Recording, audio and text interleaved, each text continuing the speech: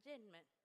Now I have the pleasure of inviting a distinguished member of our academic community, Dr. Hasala Samarasinghe, to the stage. Dr. Hasala Samarasinghe, Senior Lecturer in the Department of Electrical Engineering at the University of Moratuwa, is renowned for her expertise and contribution to the field, will be introducing the keynote speaker. Please join me in welcoming Dr. Hasala Samarasinghe.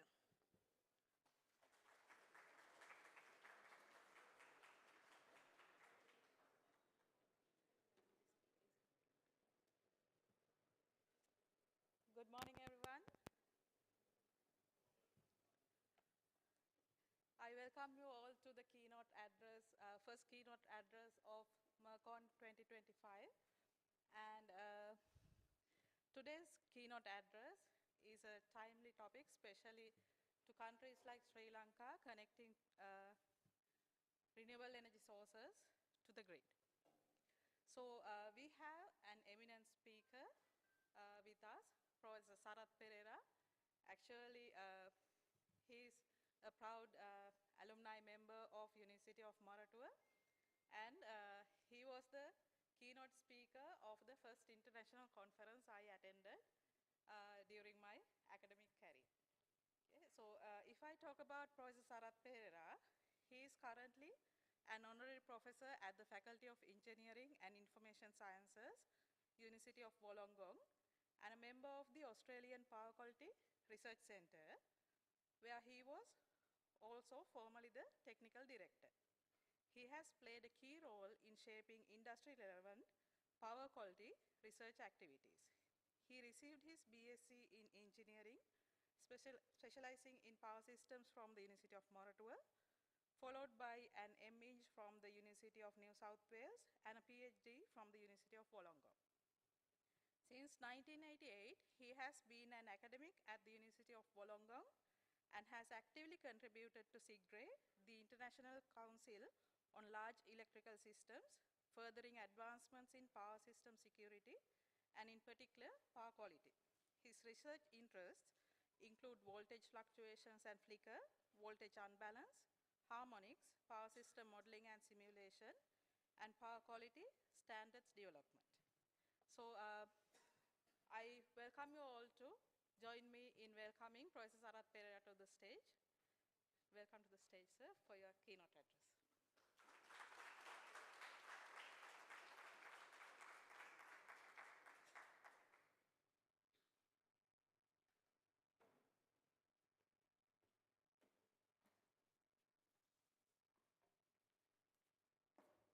Thank you very much, Dr. Asara.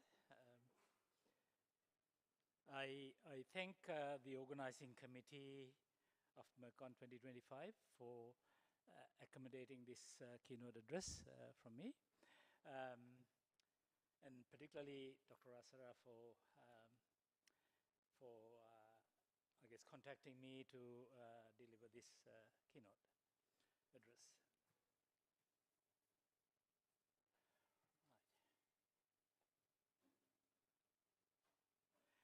So as you see on the screen, that's the title of my keynote. Of course, in preparing this, in selecting this topic, not this topic, a topic for this keynote, I had to think through carefully what could be more relevant rather than picking something from my own beloved areas. So it was somewhat, well, not difficult, but it was relatively easy, I thought, to pick the topic in this area. Hopefully, at the end of the presentation, you've gained some insights into what's going on in Australia, and also take something from those experiences. I'm not saying everything, but what's useful for the country. Right, in preparing this talk, I had the great privilege of talking to two of my colleagues, Dr. Malithi Gunawardena and Dr. Upali Jayatunga. I'm really pleased that they are both University of Moratuwa graduates and also University of Wollongong PhD holders. They are now holding quite senior positions at Transgrid. When it came to this keynote, Malithi helped me quite a lot. So this is not entirely my work, but it both Malithi and Upali. So Malithi contributed in the system planning connections area because she's the manager of all connections in New South Wales, a very senior position. And Upali looks after primarily the power quality aspects of generator connections. So they both contributed quite significantly. So although they're not here or not listening to me, I thank them from the bottom of my heart. Let me go through a bit of background.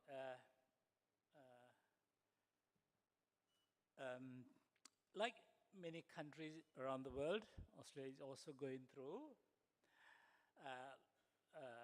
quite significant changes in the energy sector.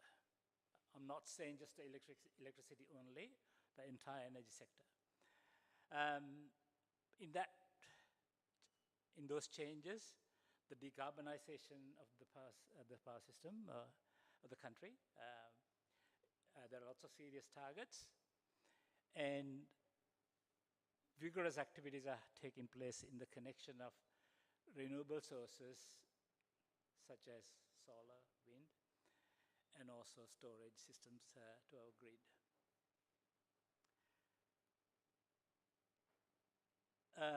According to the Australian Energy Market Operator, AEMO, the body which looks after the planning of the power system and the system operator, our network, the NEM, National Electricity Market, will see significant changes, retirement of our conventional generators. By 2035, I think, if I remember right, we probably will not have a single coal-fired power station in the country. You can check that sort of data on the web. They keep changing.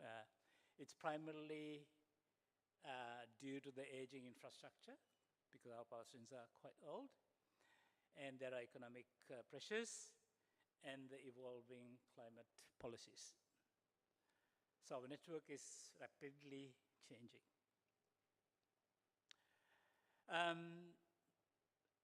With that, we have started integration of renewable sources to the grid. And it is not an easy task because has faced over the number of years, it's still facing lots of technical challenges, regulatory and operational challenges. It's related to the way how our power system is sort of geographically placed like any other country around the world, or rather other developed countries. You can see from the map here, the eastern side of the country, from the top to the bottom to Tasmania, from the top end. It's about 5,000 kilometers. I'll come to that aspect later. Some people call it a stringy power system. It's just sort of a one-directional power system. So there are lots of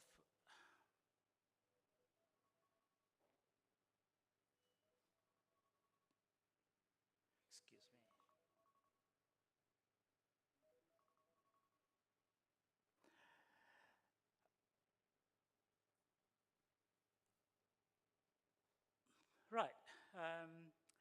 So with that background set out, I thought of a few aims of my talk in the preparation. First is the exploration of the evolving nature of our power system in Australia. and the connection of renewable sources to the NEM. That's my first aim. Second aim is in the connection process, obviously, our network operators see the barriers at the same time. They see the opportunities as well for the connection of renewable sources. So many countries probably are going through similar challenges, even Sri Lanka. And thirdly, I want to go through, not in great detail, but really high-level technical approaches associated with the studies that are carried out in the connection of renewable sources. Some of you may be aware of these detailed studies, but my aim is not to go through the details, but just high-level aspects. And the last thing is very relevant to Sri Lanka. Arising from this talk, I want to provoke thoughts within yourself. What can you learn from the experience that I've gained by Australia, and perhaps other countries as well? Your own aspirations associated with decarbonisation and the integration of renewable sources. Lots of lessons have been learned. We will continue to learn, I think. It never ends. So I would like to, if that happens today, perhaps even after this, I'll be very, very pleased. So that's my last aim. Right, then looking at the NEM, I want to describe a little bit about the NEM. If you look at this pie chart, it's dominated, the capacity is dominated by renewable sources. You can see about 25.5% is rooftop solar, right? It's a massive percentage, and we still have got coal-fired things, but our rooftop solar has got a lot of capacity. I think it is happening, it has probably happened in many countries as well. As wind, there's grid solar, large solar farms. That's, of course, December 2024 numbers. But if you look at the generation supply mix, we are still dominated by coal. We still have got about 41% coal. All the other things are contributing, wind and the rooftop solar and so on and so forth. I think this percentage, bringing that black line to zero, is our aim in the long term. Again, 2024 numbers. And it's worth looking at some records. I'm not saying this is a surprise. We have had a maximum demand record of the eastern side of the NEM, 35,796 megawatts in 29th of January 2009, possibly a very warm period, January being a summer months in the country. But look at the minimum demand that we have had. We have gone down to 10,000 in 26th October. And that such a low number possibly happened because of the mild weather conditions and the rooftop solar generation, which is not seen by the NEM, but consumption from the NEM system went down to such a low number. It's worth looking at the two other pie charts as well. On the average, our renewable generation is about 40%, but it has gone to 75.6% in 6th November 2024. AEMO is very proud to present this number, saying our renewable generation systems are doing a great job. But that's only an instantaneous maximum thing, but not as a consistent generation mix. So that's the way how our system works. It goes from very high values to very low values. I'm sure it happened here as well. Because when your solar is generating quite a lot, the demand from the grid reduces quite substantially. It can become a problem. Right, so I want to touch on quite a few things today. First is what our transmission system is going through. There's a slogan given to me by Maliti, whether it originated from her or from her group, I don't know. She said, no transition without transmission. Right? We need to think of the development of our transmission systems to carry the renewable energy to the load centers. So there's a lot of work going in that area. It's because our grid that we built some years ago was never built to handle geographically scattered renewable sources. Because we've got lots of very large solar farms which are out in not the desert but in the very hot desert or the very dry areas. Our wind are offshore, but our power system was never built to carry these things, handle these things. That's one of the major problems.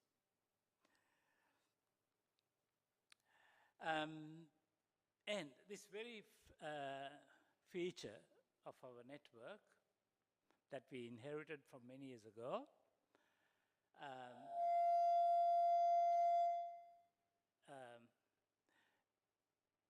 has led to significant congestion in the network in areas where the renewable sources are connected or to be connected. And that has led to curtailment of some solar farms, and also it has led to delays in commissioning.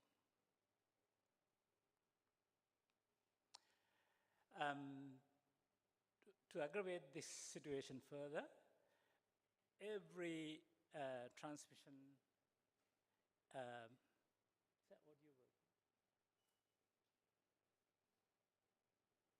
Is the audio working for the, okay, because I get different things.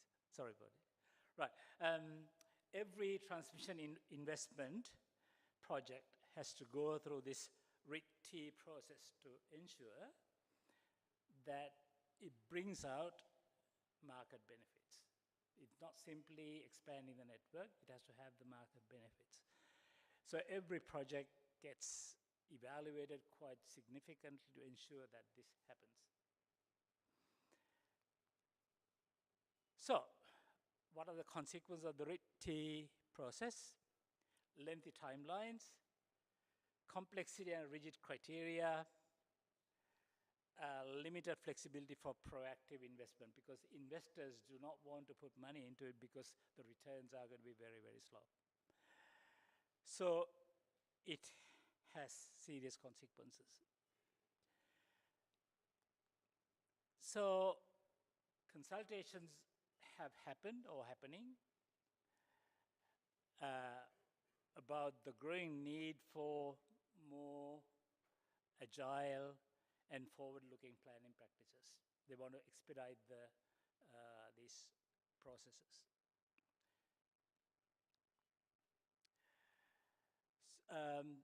AEMO is working with state governments to facilitate this process. With the aim of reaching our zero greenhouse sort of status as soon as possible to support the process. So eventually we will have a 100% renewable grid. That's the target. To make matters somewhat difficult, or I guess these were established to make things fair, to develop good market practices to ensure there's competition. We have a thing called an open access framework for the connections. So the NEM generation connection regime can be used to connect a generator. If you are a proponent, you can apply for connection, and you are completely free to apply. Whether it's allowed or not, that's a different matter, but you can at least apply. But of course, there is no guarantee for dispatch. That's under which the generator is connected. Of course, some proponents would take up that offer. Of course, that process promotes competition, and it lowers the barriers to entry. So the room is open for anybody. However, it introduces challenges because every solar farm proponent would want to connect their solar farm in one area, for example, right, where the solar intensities are quite good. So if you put all these solar farms in the one area, obviously your network is going to be congested and some farms have to be curtailed. So it obviously is inherits that particular issue. And of course, there's no firmness in the dispatch. Therefore, the investment returns are not predictable, right?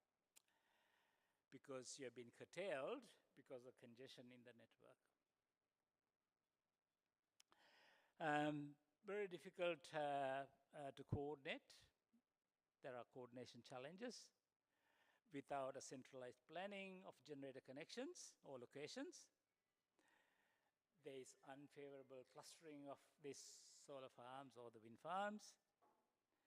And it leads to this very serious technical issue, which is known as system strength.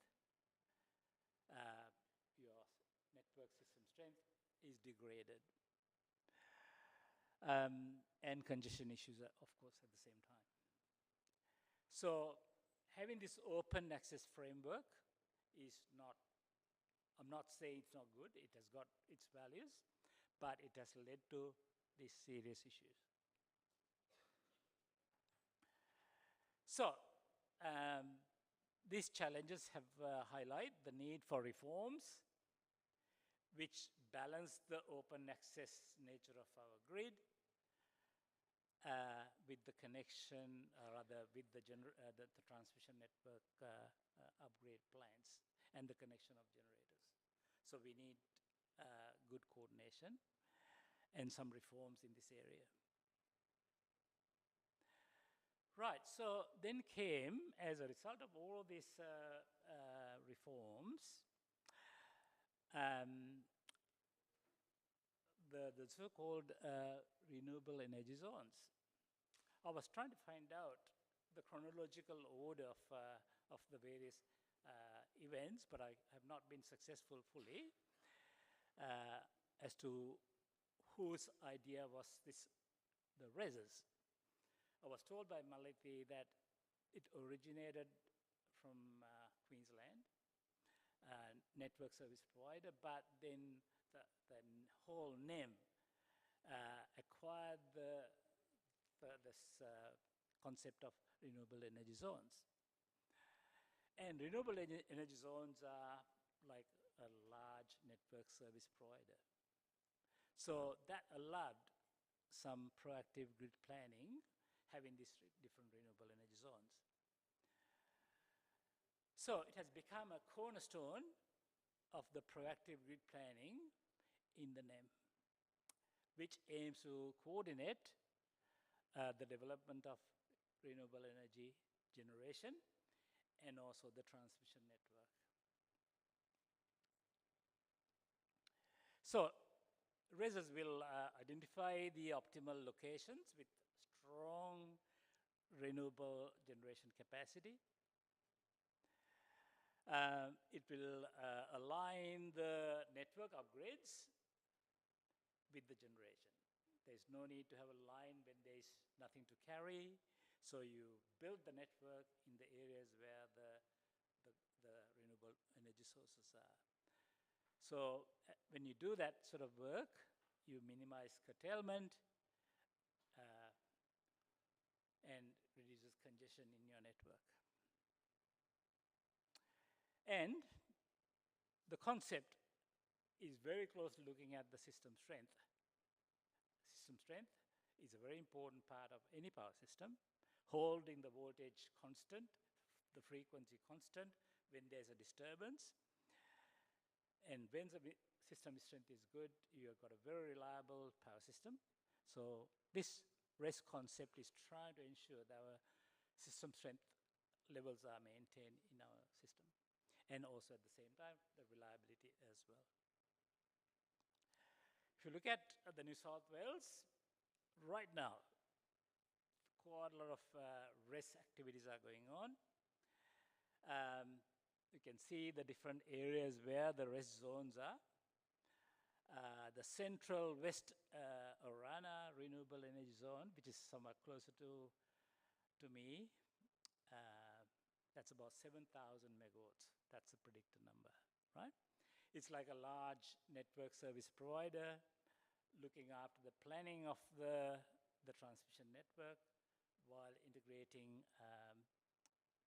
the renewable sources.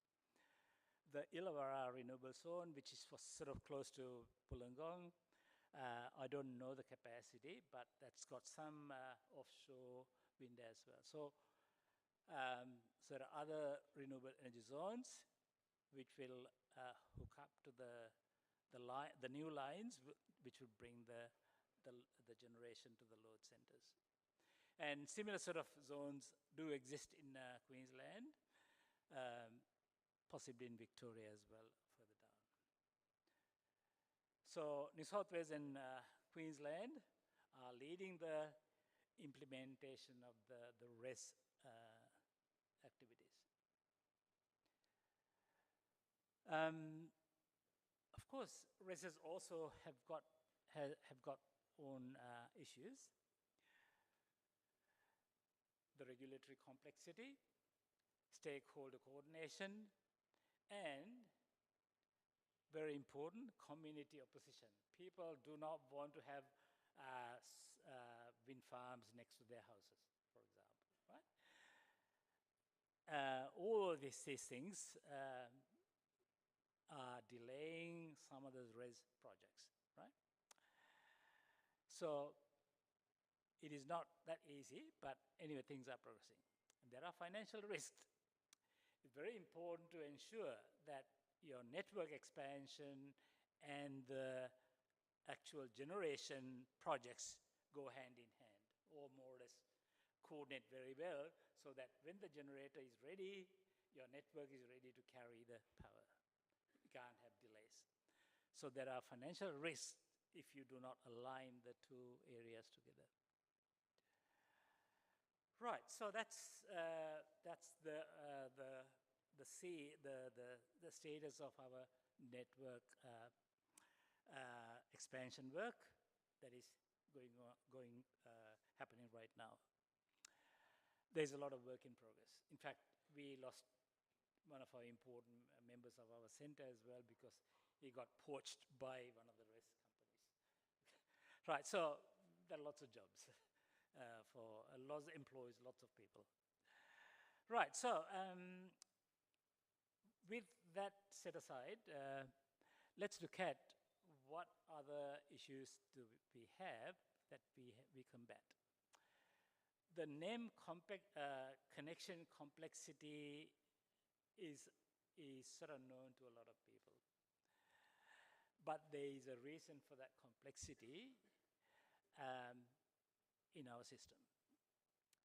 It's becoming, or it has become increasingly complex. When you want to connect a generator, it is not just commissioning and hooking the generator to the grid. There are lots of technical requirements.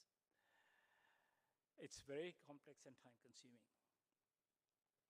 Reasons are the unique nature of our network. It's a stringy network. And the GPS standards. I'll list some of these standards later on for you to just see what sort of issues that we look for. That's even before connection, the proponents have to go through this process and to prove to AEMO that their generator is going to comply with these standards. So that's quite time consuming. And associated with that are the modeling requirements. The modeling requirements that we had 15 years ago are no longer adequate. We now go through a lot of modeling, which are perhaps never used those days. But now we go through that process because our renewable sources are not conventional. They are power electronically driven, and they require more serious modeling. So if you look at the unique characteristics, which I did touch earlier on, it is not a highly meshed network like in Europe or North America. Their network is highly meshed, but whereas we are very stringy.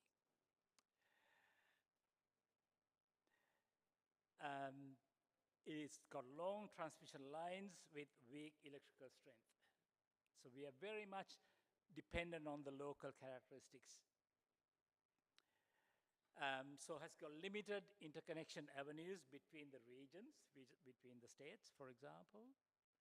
I can't remember exactly how many lines cross Queensland to New South Wales. It's a number that I should check.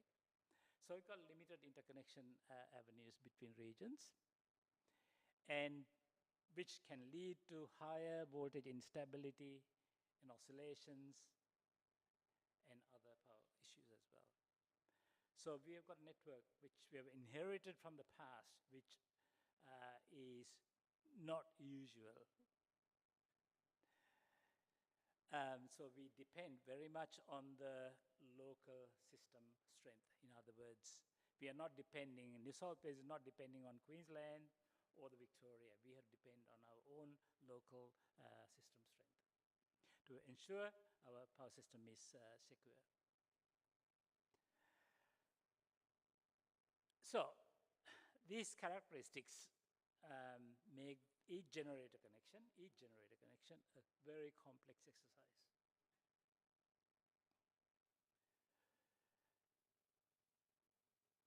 These negotiations are prescribed in our very famous National Electricity Rules, otherwise called the NER.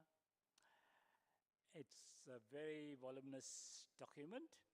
You can download yourself and look at it. And if you get chapter 5 is about that thick. It's got all the technical requirements associated with other technical requirements, plus the process as well, in connecting a generator to the grid. So this itself is a major contributor to the complexity of the connection of generators. And these NER technical requirements will defines how a generator should perform under various system conditions, under contingency conditions, how a generator should perform while meeting all these technical requirements. Why? Because we want to make sure that our power system is secure, right?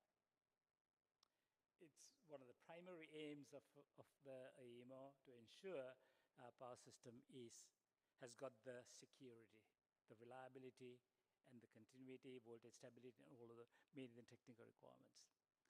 So these technical requirements are quite extensive. Quite extensive. In fact, if you compare with some other countries, such stringent requirements do not exist in some countries, but we do have. It's because of our nature of our network. I'm not expecting you to read any of these things. I'm going to show a couple of tables. If you look at Chapter 5, Schedule 5.2.5 gives all the technical requirements. And if you look at the red one, that's in fact quality of supply of a generator. I'm going to get into this later. It covers voltage fluctuations, harmonic voltage distortion, voltage unbalance, and so on and so forth. If you look at the 5.2.5.1, it talks about reactive power capability of each generator, right? So it tells very clearly each plant should have the capability to supply reactive power or absorb reactive power given by that number. So there's a whole list of things. That's the next page. Again, I'm not expecting to read any of that. All that's available for you to read if you download the NER. And it goes through changes almost every day. If I look at the NER today, I might see it's version 187. Tomorrow it could be version 188, right? Because they do find issues that need to be addressed. I'm not saying that happens, the changes happen very frequently, but they do happen. And so it's a living document that is trying to ensure the power system is secure. It talks about fault right-through characteristics, how to test, and so on and so forth. It talks about pre-compliance work, post-compliance work, post-connection compliance work, and so on and so forth. So it's quite stringent. Again, the third page. That's all the clauses that are listed under Section 5. So by the time you look at all these requirements and ensure that the generator meets all these things, it takes time. It can't be done over 6 months sometimes, right? Right. It's obviously a lengthy and a complex process, and often project-specific negotiations do happen. It does not mean that a generator can violate the requirements, but the NER allows you to negotiate with the network service provider while meeting the technical requirements. This is perhaps very unique to this NER. Each generator must negotiate performance for each technical requirement, right? If you've got 15 technical requirements, for example, you can negotiate on all 15 if you want to. And there's a thing called automatic access standard. If a generator meets the automatic access standard, no questions asked, you can connect. But there's another thing called a minimum access standard, and that's the ultimate limit. And nothing is allowed beyond that, although it says minimum. I'll describe a little bit more on this one to make it clear. So you can negotiate. So there's a NAS as well, negotiated access standard as well, in addition to AAS and the MAS. So any performance level not meeting the automatic access standards must be supported, right? If a generator is not meeting the automatic access standard, then the proponent should provide technical evidence in great detail. And I'm told that the evidence that they provide could be related to a commercial aspect of the project, saying this project is not viable unless you allow me to exceed the automatic access limit. So it could be commercial, it could be technical as well. So it provides room for a generator to connect to the grid, provided they negotiate.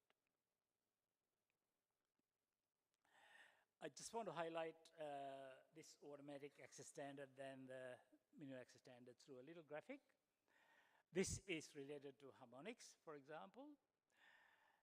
Automatic access standard, if you look at this horizontal direction, that's the level of the harmonic that a particular generator is producing.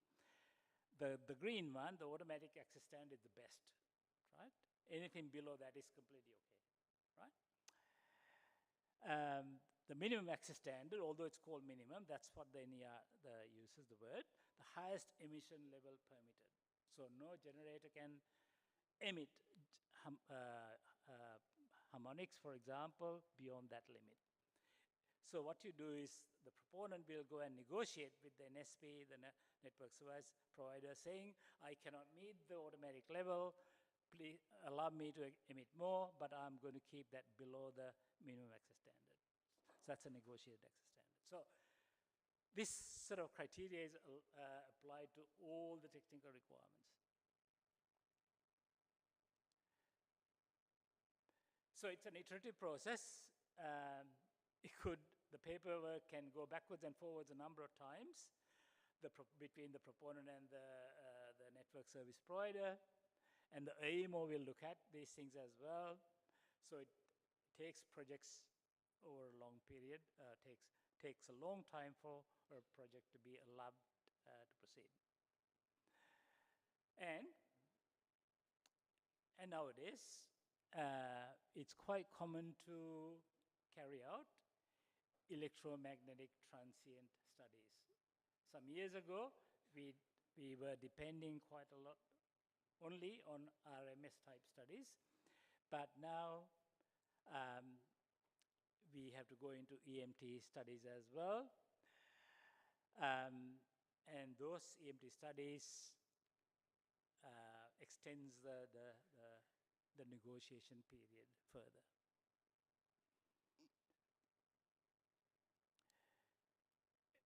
We have, of course, almost all our renewable sources are connected through power electronic systems. So, as I said just a moment ago, RMS models are not adequate for their secure integration to the grid. So higher technical requirements, that means you need to get more details from the proponent or the original equipment manufacturer about the systems that they are connecting. And often the technical requirements are very site-specific. And the longer timelines for simulation, because your small time steps, microseconds sometimes. And as a result of that, the longer simulation times as well. And integration of some of the specific EMT models to the larger power system. We can imagine a solar farm which has got power electronic systems. That sort of a model to integrate into the large grid requires splitting of the whole model into component parts, run on different CPUs as well to make sure that you can expedite. So it's got challenges. And this requires a lot of coordination between the developers or the proponent, the original equipment manufacturers, and the system operators. They need to work together to ensure the models are finally accurate and compatible for further work. And as a result of that, your cost goes up, and there is uncertainty as well because nobody knows whether a project will proceed because lots of time has to be spent associated with the studies.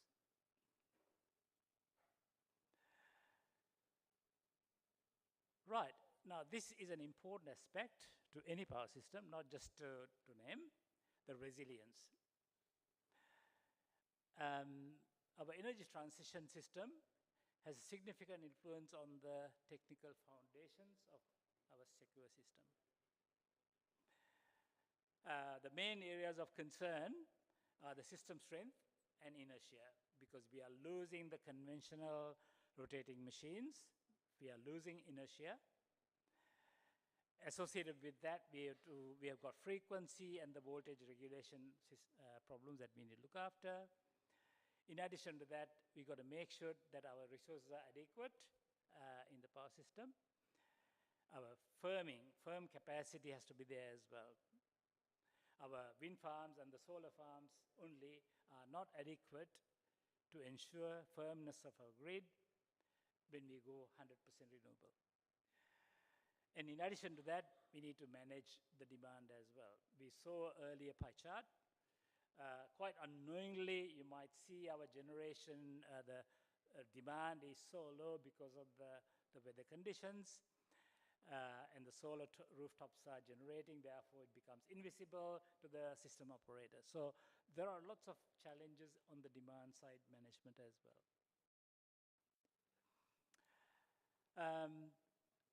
I mentioned the synchronous generator retirement.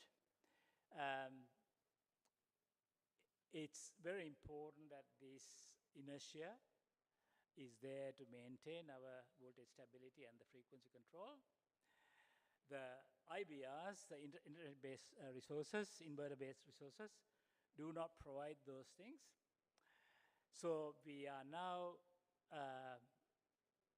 going for various other technologies, such as synchronous condensers, which are rotating, of course, and the grid-forming inverters. All our new wind farms tend to have grid-forming inverters. Traditional spinning reserves, well, we need to make sure that our firmness is there. Our renewable sources are variable, so cannot be predicted.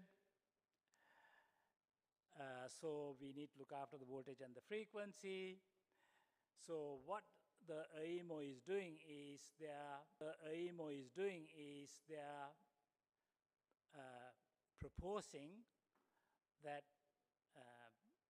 new players come to the market to ensure that we have got spinning reserves, such as